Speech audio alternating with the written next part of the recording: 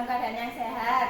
Untuk teman kita yang masih sakit, kita doakan semoga cepat sembuh ya, bisa bergabung lagi bersama kita. Nah, semalam kemarin sudah disaksikan video tentang timeline atau detik-detik proklamasi yang bisa dilaksanakan di link yang sudah Barin kirimkan. Ada yang mau ditanyakan tentang peristiwa tersebut? Ada yang mau ditanyakan? Betul, kalau tidak ada kita akan melanjutkan ke kegiatan yang selanjutnya. Nah, di sini Barin akan sedikit memberikan penjelasan sedikit lagi supaya anak lebih paham. Jadi ada 6 kejadian menjelang proklamasi kemerdekaan Indonesia. Yang pertama adalah pada tanggal 9 Agustus 1945. Apa yang terjadi pada saat itu? Pemimpin Indonesia dibawa untuk menghadap seorang jenderal di Vietnam yang bernama Jenderal Terauchi. Betul, Jenderal Terauchi. Nah, sebenarnya tujuan membawa pemimpin Indonesia ke darat adalah untuk mengalihkan berita kekalahan Jepang atas sekutu dari Indonesia. Jadi pemimpinnya dibawa ke Vietnam supaya tidak tahu berita kekalahan Jepang. Itu yang pertama. Yang kedua, tanggal 14 Agustus. Apa yang terjadi pada saat itu? Jepang menyerah tanpa syarat pada sekutu setelah 2 kotanya dibom atom, yaitu kota Hiroshima dan kota Nagasaki. Kedua kota ini luluh lantak, hancur karena dibom atom sama sekutu. Oke. Yang ketiga, pada tanggal 15 Agustus 1945. Yang terjadi di situ adalah para pemimpin Indonesia akhirnya mengetahui bahwa Jepang sudah kalah dari sekutu dan memastikan berita itu adalah benar. Berita itu diterima pertama kali oleh seorang yang namanya Sultan Syahrir dari kantor berita luar negeri bernama BBC. Oke. Jadi para pemimpin Indonesia akhirnya sudah mengkonfirmasi, memastikan bahwa Jepang sudah kalah. Dan saat Jepang sudah kalah, terjadilah kekosongan kekuasaan di Indonesia. Oke. Terjadi kekosongan di kekuasaan di Indonesia. Setelah tanggal itu ada lagi yang tanggal yang keempat, tanggal 16 Agustus. Nah, saat inilah detik-detik proklamasinya dimulai. Jadi tanggal 16 Agustus para pemimpin Indonesia, tidak hanya Soekarno-Hatta, mengadakan rapat berencana segera melaksanakan proklamasi. Tapi ada sedikit ketegangan, rebutan jadwal pelaksanaan proklamasi antara golongan muda dan golongan tua. Apa yang terjadi pada akhirnya tanggal 16 Agustus ini? Nah, bisa dikatakan bahasa kasarnya adalah penculikan. Sebenarnya bukan diculik, tapi adalah mengamankan kembali para pemimpin bangsa, terutama I.S. Soekarno dan Muhammad Hatta. Dibawalah mereka berdua oleh golongan muda ke suatu tempat namanya Rengas Dengklok. Tujuannya apa? Supaya kedua pemimpin ini tidak terpengaruh lagi oleh Jepang untuk mengundur jadwal pelaksanaan proklamasi. Tengah malam, tanggal 16 itu tengah malam, seorang yang bernama Mr. Ahmad Subarjo datang ke Rengas Dengklok. Oke, datang ke Rengas Dengklok untuk menengahi pertegangan antara golongan muda dan golongan tua, dan akhirnya sepakat untuk melaksanakan proklamasi pada tanggal 17 Agustus 1945. Dini hari, tanggal 17 Agustus dini hari, semua pemimpin Indonesia dibawa kembali ke Jakarta. Oke, dibawa kembali ke Jakarta dan langsung menuju ke rumah seorang jenderal Jepang bernama Laksamana Muda Tadashi Maeda, seorang Jepang yang membela kemerdekaan Indonesia. Sampai rumahnya dijadikan tempat untuk merumuskan teks proklamasi. Saat itu juga para pemimpin bangsa yang ada di situ merumuskan teks proklamasi bersama-sama. Hingga akhirnya sudah jadi teks proklamasi, dan yang mengetik adalah seorang yang bernama Sayuti Melik. Teks proklamasi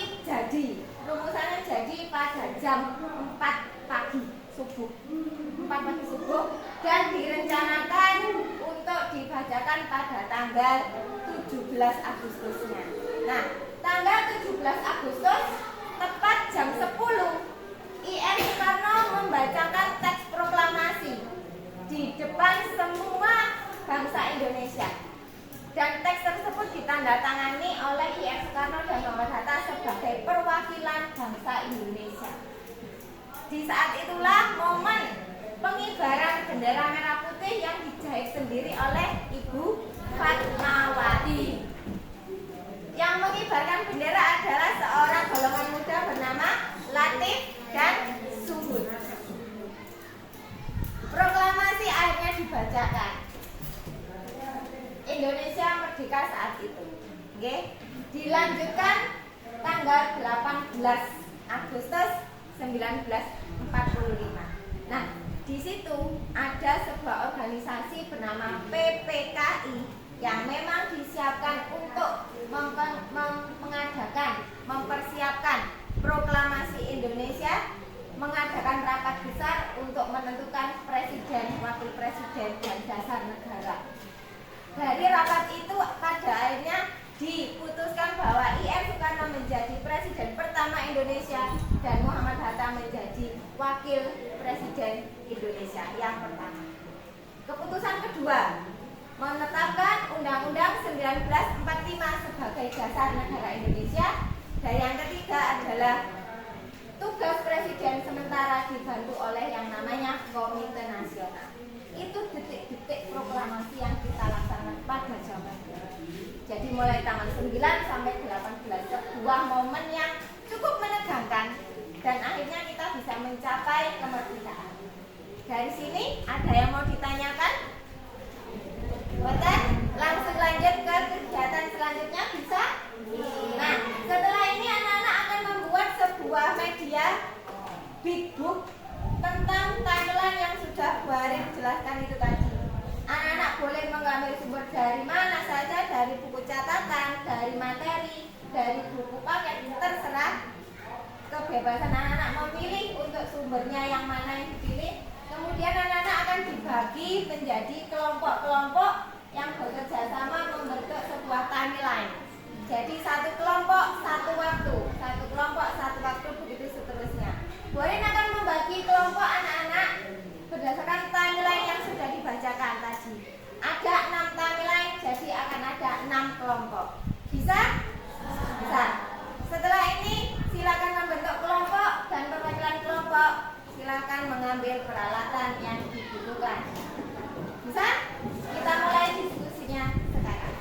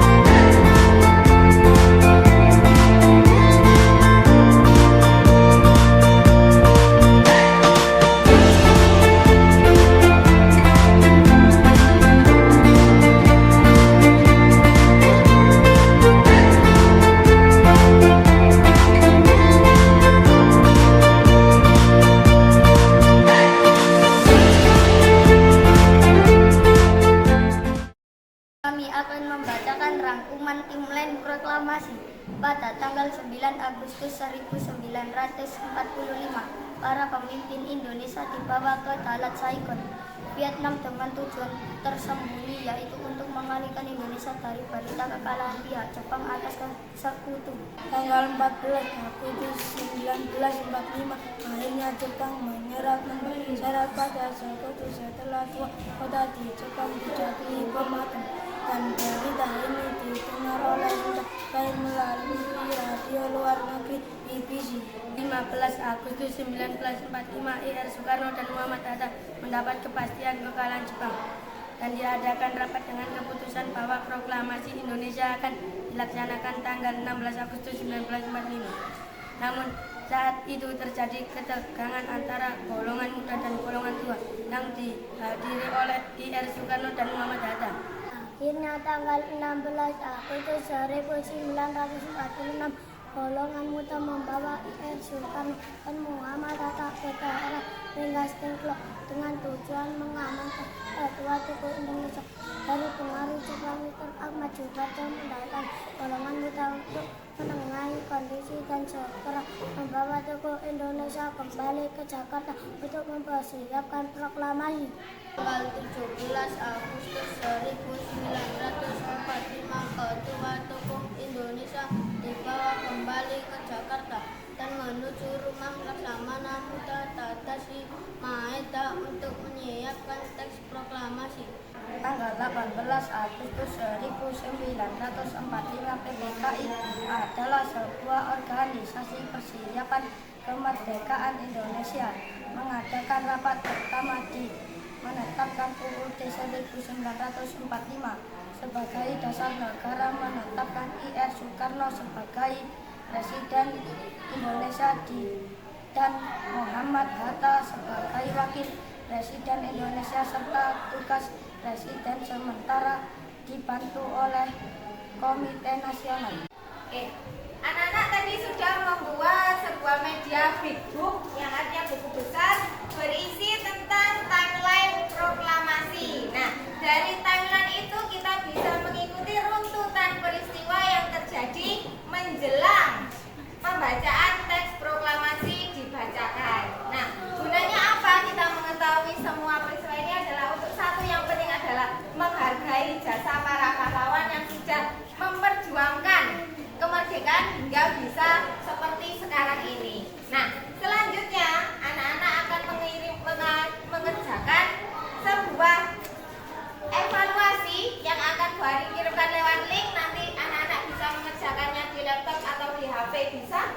Jangan lupa untuk menuliskan nama dan kelasnya. Setelah itu baru kita akhiri kegiatan hari ini dengan bacaan Alhamdulillahirabbil alamin. Alhamdulillah.